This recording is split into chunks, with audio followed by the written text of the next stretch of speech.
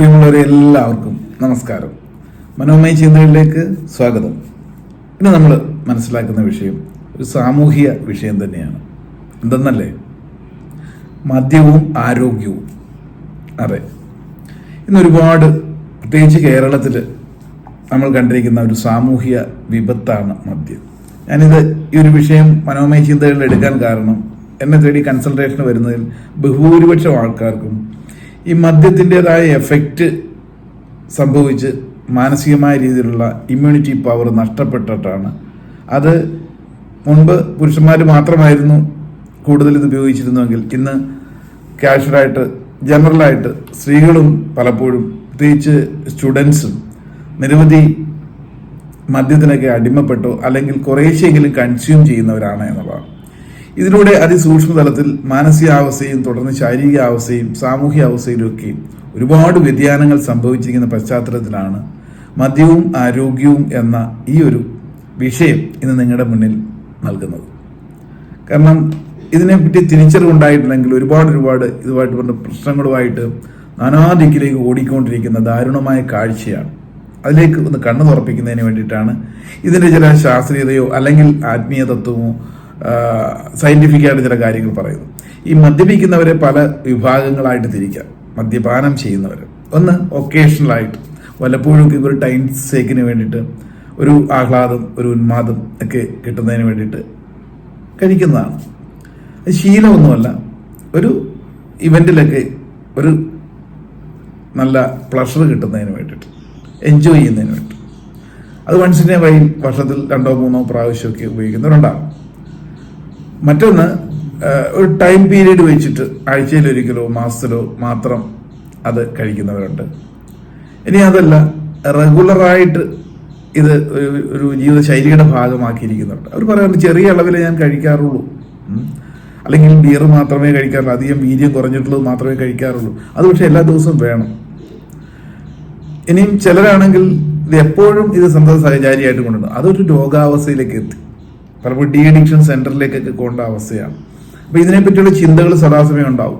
ഓരോ ദിവസവും ഉണരുമ്പോൾ തന്നെ ചിന്ത ഇങ്ങനെ കൂടി അത് എത്ര നമുക്കറിയാം ദോഷമെന്ന് അറിഞ്ഞാലും അതിനെ പിടിവിടാൻ പറ്റാത്തൊരവസരം അത് രോഗാവസ്ഥയാണ്.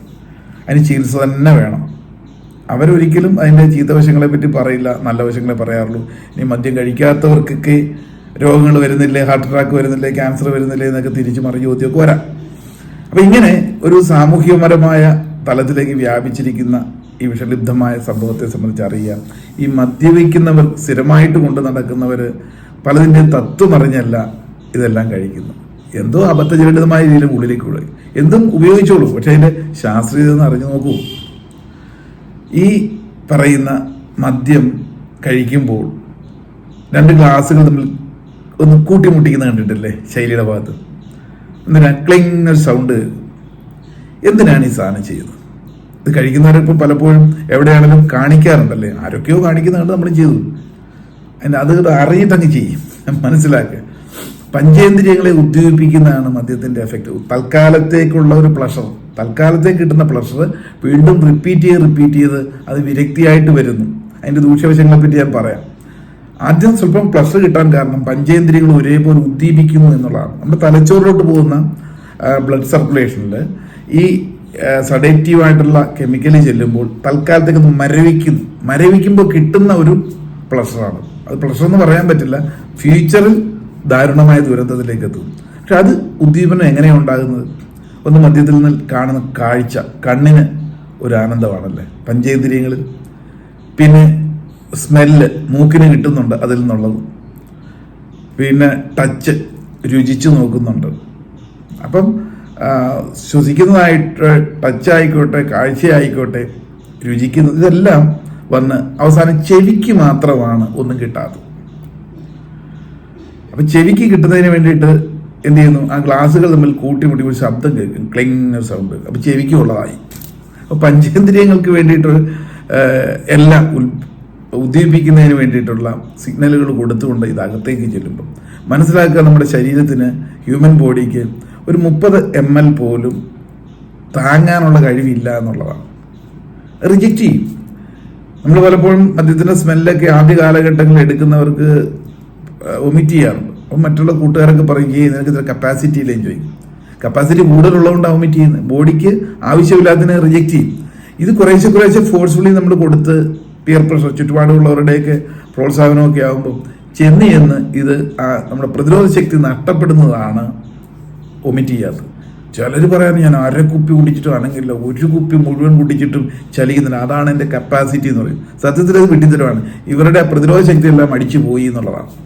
എത്ര കഴിച്ചാലും ഒരു ചലനവും ഇല്ലാതെ പോകാന്ന് പറഞ്ഞാൽ ആ വ്യക്തിയുടെ കപ്പാസിറ്റി അല്ല എന്ന് മനസ്സിലാക്കുക.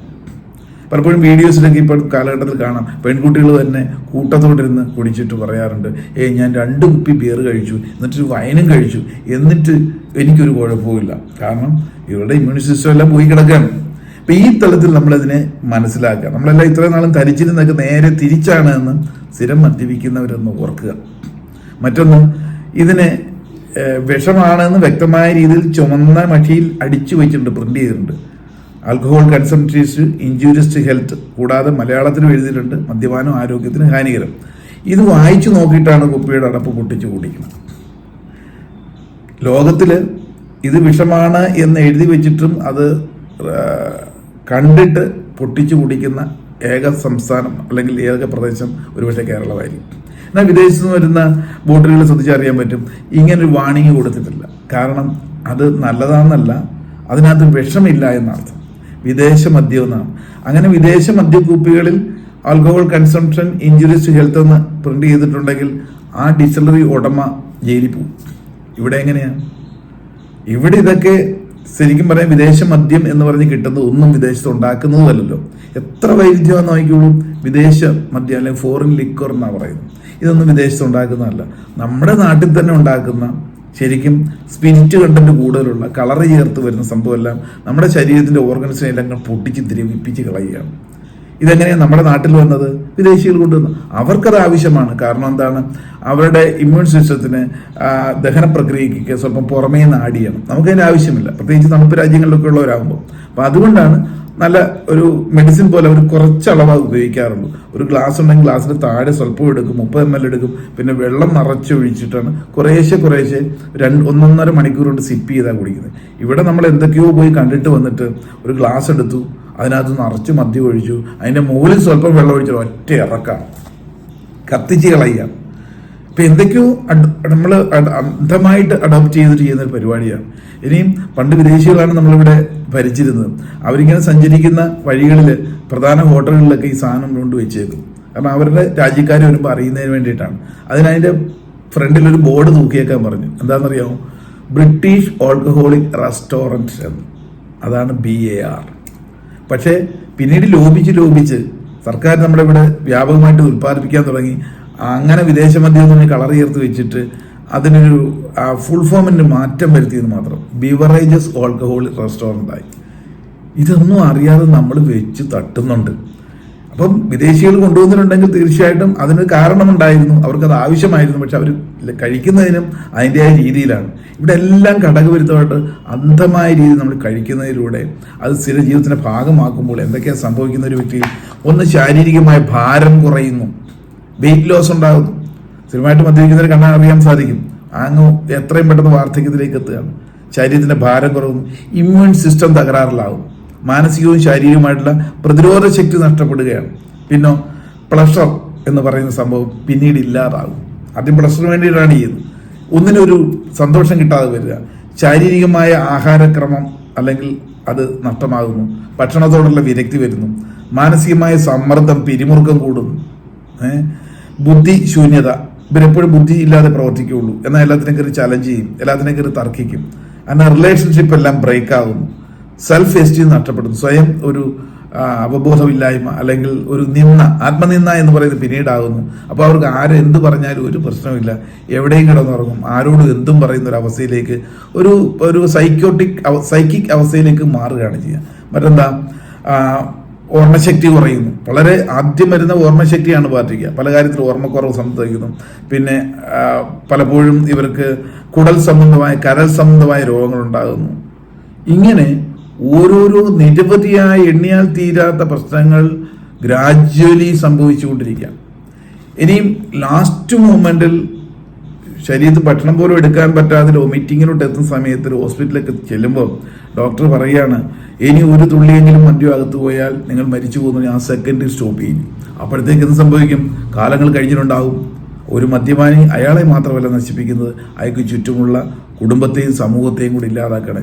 2 തലമുറ കടക്കണിയിലേക്ക് വരുത്തിയിട്ടാണ് ഒരു മദ്യപാനി ഈ ലോകത്ത് നിന്ന് വിട പറയുന്നത്.